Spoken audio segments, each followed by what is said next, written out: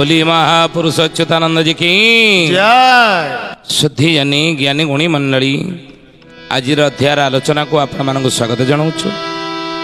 आज मालिका वचन आलोचन आम आलोचना करने जाऊे 2024 ठारू 27 पर्यंत पृथ्वीर जलवायु विषय अच्युतानंद महापुरुष की भविष्यवाणी कर आलोचना शेष जड़े भक्तर ना कह किए से भक्त कौन तार ना कौट तार जन्म हो लिखिले अच्युतानंद महापुरुष बोले शिशु अनंत लिखिं कलिजुग गीता कौन कहले बोले विंशंक ठारू ओडिशा देश रे होइब फसल हानि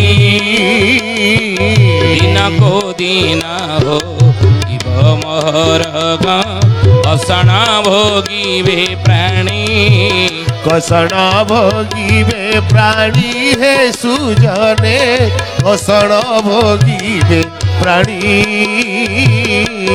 कषण भोगिबे प्राणी हे सुजने कषण भोगिबे प्राणी बोले बाबूरे विंश ठारू ही ओडिशा रे फसल हानि हेब दिन को दिन होइब महरग कषण भोगिबे प्राणी कहीं ना आषाढ़ श्रावण मासे न पढ़िब नईबा न बढ़िब नई अकाले माड़ी आसीब कूल को बोड़ाइबा कूल को बोड़ाई बोले आषाढ़ श्रावण मासे न बढ़िब नई आषाढ़ मासरे श्रावण मासरे वर्षा भल हब नाही आ वर्षा जदि न हेब ताले नई बढ़ी किमिति हेब नई बढ़ी आषाढ़ श्रावण मासरे हुए ना तेणु नदी बढ़ी हेब नाही ताले केतेबेले नई बढ़ी हेब ना अकाली माड़ी आसीब कूल को बोड़ाई अकाल नई बढ़ी हेब नहीं कि माघ मासे महाग्रीष्म होइब बैशाख मासरे शीत 13 दिने षड ऋतु भोग हेब शुणतु विनता सुत जय जगन्नाथ पतित पावन ओडिशा बड़ ठाकुर अल्प बटवासी प्रभु ब्रह्म राशि कଳି कलुष नाशन माघ मासे महाग्रीष्म हब 13टा दिन रे 6टा ऋतु भोग ऋतुचक्र पाणीपाग जलवायु किभली हेब आगु अच्युतानंद 600 वर्ष तले ए ज्ञानी गुणी मंडली तले कागज कलमर थिला तालपत्र लेखनी साहाय्य लिखि देइते जो भविष्यवाणी आज देखंदु अक्षर अक्षर सत होइछि हौनी घटना सत मालिका वचन न होइबा न ये मिछ नुह जा कहिथिले ताई होउछि ऋतुचक्र संपूर्ण परिवर्तन आज ठीक ऋतु ठीक समय चलु नाही नहीं शीत दिने ठीक शीत हेउ नाही वर्षा दिने वर्षा हेउ नाही आउ अन्य ऋतु गुड़िक तो केतबेले कोन आसु जाउछि आमे जानि पारनी बसंत ऋतु हेमंत ऋतु शरत ऋतु ए काई कोडी देखिया पाउछन केतबेले आसु जाउछि जानि पारछन ना आगु जानि पारथले 60-70 वर्ष तले ऋतुचक्र ठीक रे चालुथला ठीक ऋतु ठीक समय रे ही चालुथला देइगना आउ अछि ऋतुचक्र परिवर्तन होइछि बोली जलवायु आज परिवर्तन होइछि बोली सागुणा वंश देखंदु नाहंती अच्छे सागुणा वंश पिला दिने सागुणा देखी देवा क्या भाँ गोटे देखा पाँच ना बाइया चढ़ी बसा ना आज साधव बहु पोक वर्षा हेले साधव बहु पोक बाहर अच्छा ना तो धीरे धीरे ऋतुचक्र परिवर्तन हो जाऊँ जंगल आज देखो क्षय होती कहीं कारण कौन ना जंगल क्षय वृक्षरोपण करवा गछ लगेवा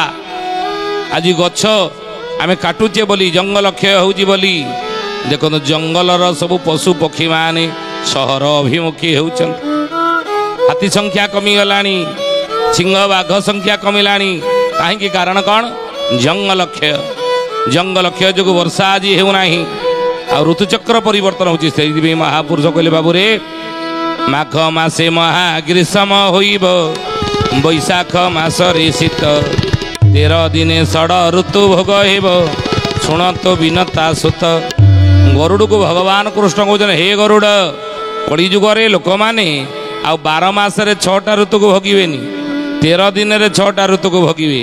ବୋଲି ମହାପୁରୁଷ ଅଚ୍ୟୁତାନନ୍ଦ ଜି କି ଜୟ। ବାବୁରେ ଝିପିରି ଝିପିରି ପାଣି ବରସିବ ମେଘ ବାବୁ ବରସିବ ମେଘ ସର୍ବଦା ଗ୍ରାସିବ ଜନ ମାନଙ୍କୁ ଯେ ରୋଗ ଜନ ମାନଙ୍କୁ ଯେ ରୋଗ ଦେହ ପା ଖରାପ ହେଇଯିବ। କାହିଁକି ନା ପଞ୍ଚମହାଭୂତରେ ପୃଥିବୀ ତିଆରି, ପଞ୍ଚମହାଭୂତରେ ଆମ ଶରୀର ତିଆରି। ତେଣୁ ପୃଥିବୀରେ ଯଦି ପରିବର୍ତ୍ତନ ହେବ, ପଞ୍ଚମହାଭୂତରେ ଯଦି ପରିବର୍ତ୍ତନ ହେବ, ଏ ଶରୀର ଭିତରେ ମଧ୍ୟ ତାର ପ୍ରଭାବ ପଡ଼ିବ, ପରିବର୍ତ୍ତନ ହେବ।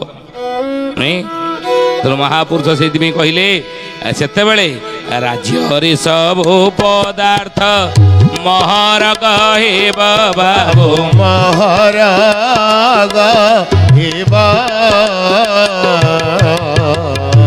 କାଳରେ ମେଘ ଧରି ପାଣି ବରସିବ ବାବୁ ପ୍ରାଣୀ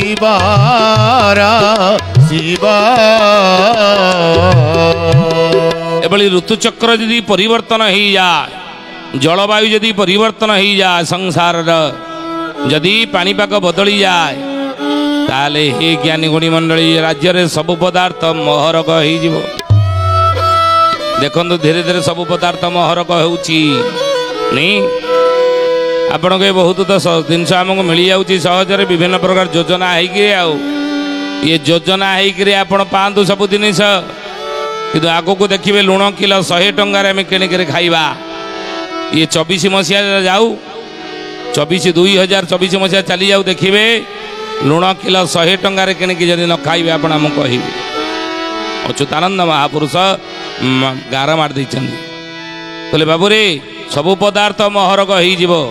ଆଉ ପାଣି ମୁନ୍ଦେ ସ୍ୱପ୍ନ ହେବ 1,00,000 ଟଙ୍କା ଦେଲେ ବାବୁ 1,00,000 ଟଙ୍କା ଦେଲେ ମହରଗ କାନ୍ତାରରେ ପଡ଼ିବ ଯେ ଭଲେ ବାବୁ ପଡ଼ିବ ଯେ ଭଲେ। ଆଗକୁ ପାଣି ମୁନ୍ଦେ 1,00,000 ଟଙ୍କା ଦାମ ହବ। ମାନେ ଏଇଥିରୁ ଜାଣିପାରୁଥିବେ ଯେ କେମିତି ମହରଗ ଦୁନିଆ ହେଇଯିବ। ମହରଗ କାନ୍ତାର ଯେ ମାଡ଼ିନା ଆସିବ, ମହରଗ ତାପରେ କାନ୍ତାର। 24ରୁ 27 ଭିତରେ ଦେଖିବେ କ'ଣ କ'ଣ ସଂସାରରେ ଜଳବାୟୁ ପରିବର୍ତ୍ତନ ଯୋଗୁଁ, ପାଣିପାଗ ପରିବର୍ତ୍ତନ ଯୋଗୁଁ ତାର ପ୍ରଭାବ ପ୍ରତ୍ୟକ୍ଷ ରୂପରେ କେମିତି ଜନସମାଜ ଉପରେ ପଡ଼ୁଛି, ପୃଥିବୀବାସୀମାନଙ୍କ ଉପରେ ପଡ଼ୁଛି ଦେଖିବେ। ସେଇଥିପାଇଁ ମହାପୁରୁଷ କଳିଯୁଗ କଳି କାହାଣୀରେ ଲେଖିଲେ, କ'ଣ କହିଲେ? କହିଲେ ବିପରୀତ ମାନ ସେ କାଳେ ହୋଇବ କାନ୍ତାର 3 ବରଷ।